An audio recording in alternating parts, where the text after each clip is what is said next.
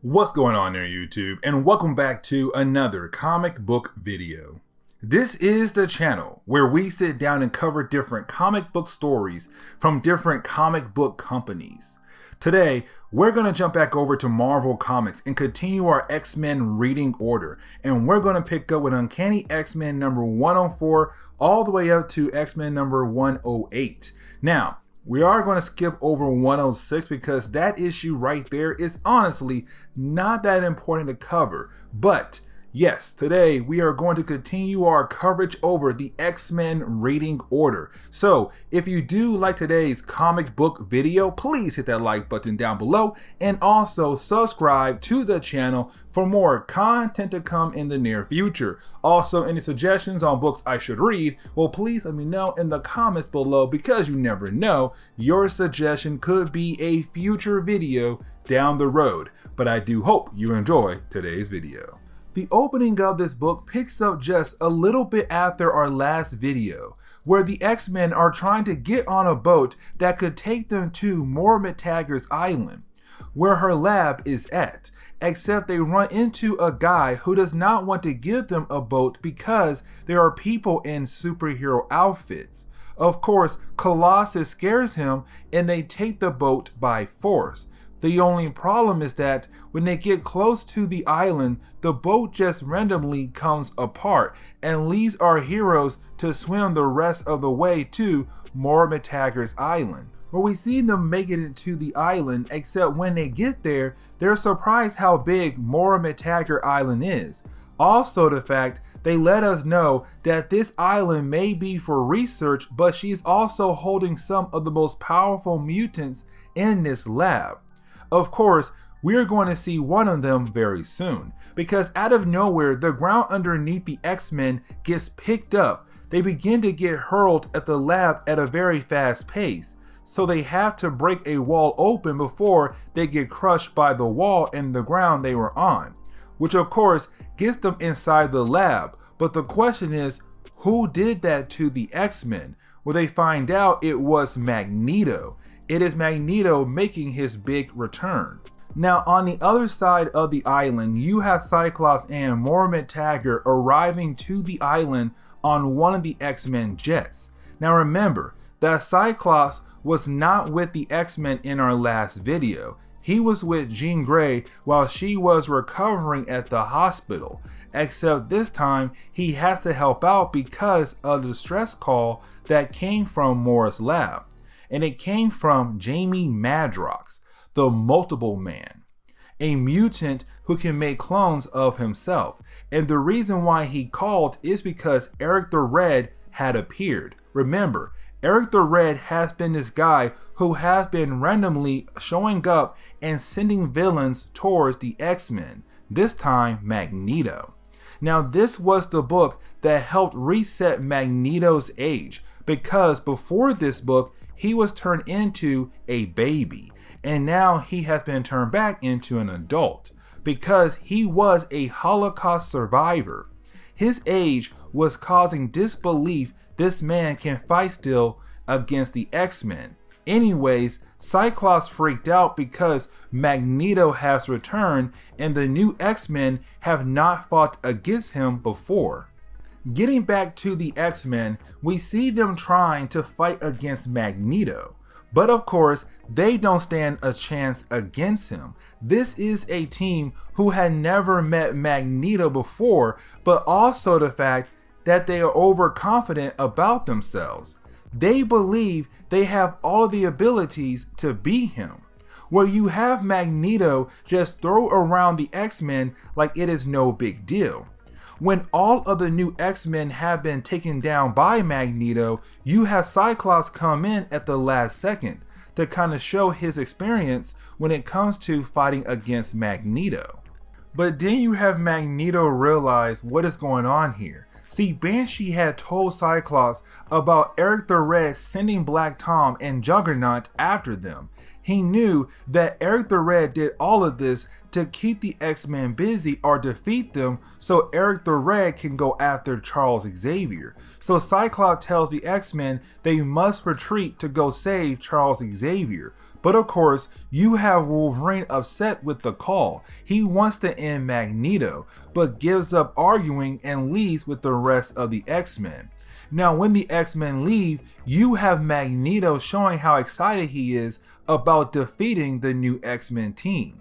When he leaves, we see behind him that a door has been unlocked. That door was holding something called Mutant X, and now it is free in the world. Then the last page of Uncanny X-Men number 104, we get our first look of the Starjammers, and we're going to learn more about them later on. We also see someone trying to get to Earth, and this is the same person Charles Xavier has been seeing in his dreams.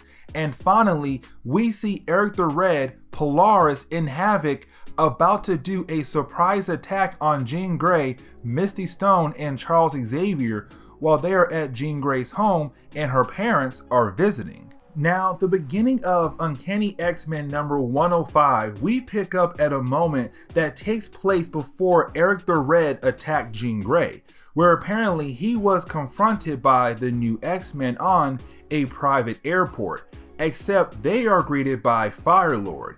And Firelord is this character who used to be a herald of Galactus. What does that mean? Well, it means he used to work for Galactus. Galactus being the guy who goes around and eats planets. Firelord also received a decent amount of cosmic powers from Galactus as well, meaning that he is powerful. Now, he's not a herald of Galactus at this point in Marvel Comics, but the question is how Eric the Red was able to get Firelord on his side. This is where we learn Eric the Red basically set up a plan to trick Firelord to think that the X-Men are evil, where Eric the Red had Havoc and Polaris attack him right when Firelord was flying by. And so Firelord believes Eric the Red needed help, which of course he does. But Eric the Red told Firelord about how the X-Men are evil and trying to rule the world. Then, jumping into space, we pick up with some people who are talking about how they have been following a princess named Illyandra, which of course is the person Charles Xavier has seen in his dreams, who has been fighting against an army of unknown people to make it to Earth. That these people are working for her brother, the Emperor, and they need to stop her. That is when they find out Earth is not your normal planet, because the heroes of Earth have been able to push Galactus away 4 times at this point in Marvel Comics. So this makes this group of people freak out on how they should handle this situation now. Now, this is the moment where you have Illyandra appear on Earth right in the apartment of Jean Grey and Misty Stone. With that happening, you have Charles Xavier begin to freak out because to him, his nightmares are coming true. Except before he is able to process what is going on, that is when you have Firelord attack the home of Jean Grey, letting us know that we are now in the present day, with Firelord thinking that Jean Grey and the rest of the X-Men are evil. This gives us a battle between the two characters. It is only short-lived because the main focus is on Charles Xavier and Illyandra. Remember that Charles Xavier has been seeing her in his dreams, so seeing her now is causing him to trip out a little bit. Also, while Firelord and Jean Grey are fighting, Eric the Red appears to take out Charles Xavier and Illyandra because he has been sent there to get her. In the middle of the battle, Eric the Red was able to open a portal, and with him doing that, he was able to grab an unconscious Illyandra and take her somewhere else, which of course Charles Xavier freaks out, because to him it seems like everything is over. In the middle of the fight, him and Illyandra had a telepathic connection, where he learned that she came here looking for his and the X-Men help, that she came here looking for the help to stop her brother, because her brother is planning to do something that could destroy the whole universe in a blink of an eye. And so you have Jean Grey use her powers to reopen the portal that Eric the Red used to go through it, so she and the X-Men can go through it to save Illyandra. After they leave, you have Firelord reappear waiting to fight Jean Grey again. Now we pick up with Uncanny X-Men number 107. We're going to skip over Uncanny X-Men number 106. That book was just really Charles Xavier dealing with some personal issues, so no point of covering that book. But in Uncanny X-Men number 107, we pick up with the X-Men arriving somewhere and being confronted by the Shi'ar Empire and their Imperial Guards. Now there are a lot of characters being introduced here for the first time, so we are not going to sit down and cover every single one of them, but the X-Men tell the Imperial Guards that they are here to bring Illyandra back to Earth, where of course you had Gladiator, the leader of the Imperial Guard group, telling them no, that she has been labeled as a traitor and had to be brought in. With that being said, you have Cyclops attack Gladiator, which of course starts a battle between the two sides. Now the next few pages were given to us to show off the new character abilities, what they can do, but also show some of their weaknesses as well, where we get to see the X-Men actually being able to do some damage to these guys, to the point where it seems they are able to win this fight. Honestly, some of these characters will end up becoming fan favorites down the road. The big question at the moment is, what happened to Illyandra? Well, we do get introduced to her brother Deacon, the brother she has been trying to stop, the main reason why she went to Earth 4, where we see Deacon release a monster known as the Soul Drinker, where of course his name kind of gives it away on what he can do.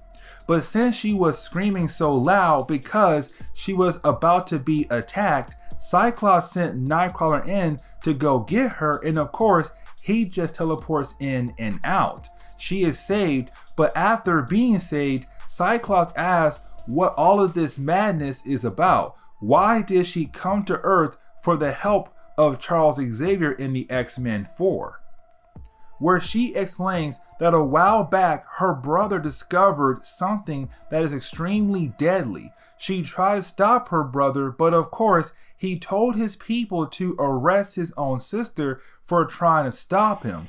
From that point, she was able to escape, where of course her mission was to find Charles Xavier. She then reminds us how Eric the Red was sent to Earth by her brother, where we saw him use different X-Men foes as a way to stop her from meeting the X-Men. Then proceed on explaining about when 9 stars are aligned perfectly, her brother Deacon can use the Uncron crystal.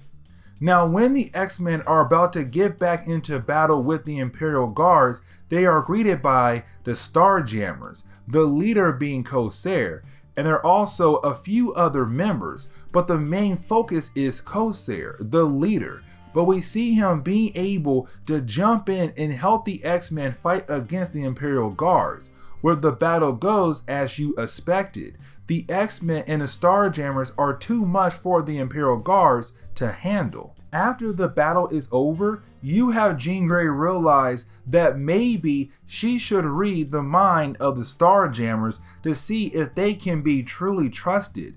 That is when she discovered that something that we are going to learn later on.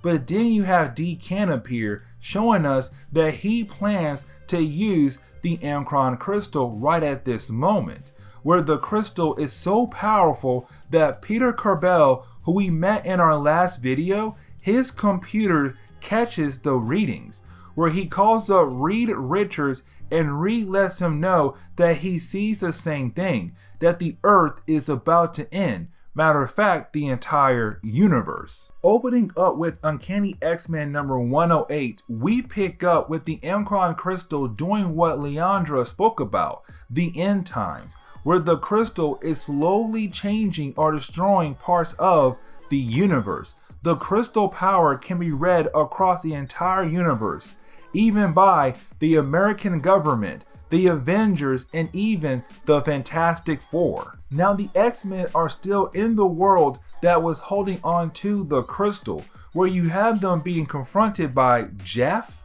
I know I just butchered that name.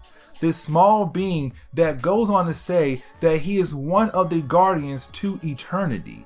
Now you have the X-Men and the Starjammers try to tell him that they are not there to break into the true power of the crystal, except Jeff speaks about how he knows they are telling the truth, but his program only lets him keep fighting against the X-Men, where the battle does last for a couple pages, except it ends with Banshee hitting Jeff with one of his optic screens. Except after being that one guardian, another one appears, and this one quickly begins to attack the X-Men.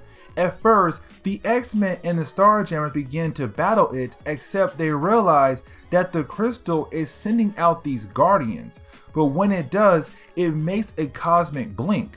Of course, means it is tearing apart the universe.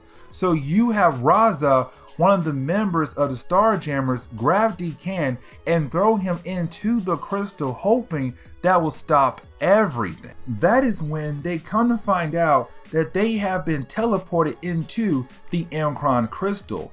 Everything around them is different and feels empty. But before they can figure out what to do, beams of lights hit them and make them see their worst fears. The X-Men, Starjammers, the Imperial Guards, and Decan, they all begin to see their worst nightmares. Now Jean Grey is able to fight through this mental attack that is coming from the crystal to figure out what to do next and save her fellow X-Men. Except once she was able to fight through it, she was able to help the other X-Men fight through their nightmares. But Cyclops' blast hit a shell, and the shell began to crack open.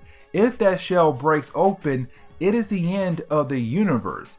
Everything will be absorbed into a black hole, all of reality, until the black hole is full and explodes to create a new universe. It is basically a restart for the universe. Now you have Jean Grey using her new Phoenix powers to help her, but it is slowly pulling her away from the human plane of reality, turning her ghost. But that is when Storm and Corsair are there to be her anchor to this reality. With that being done, she is able to tell us who Corsair truly is. He is the father of Scott Summers, aka Cyclops. She even tells Corsair that the man he has been fighting alongside with is Scott Summers himself. Now, the book closes on the idea of us picking up with Jean Grey, aka the Phoenix, being able to bring the X-Men and Leandra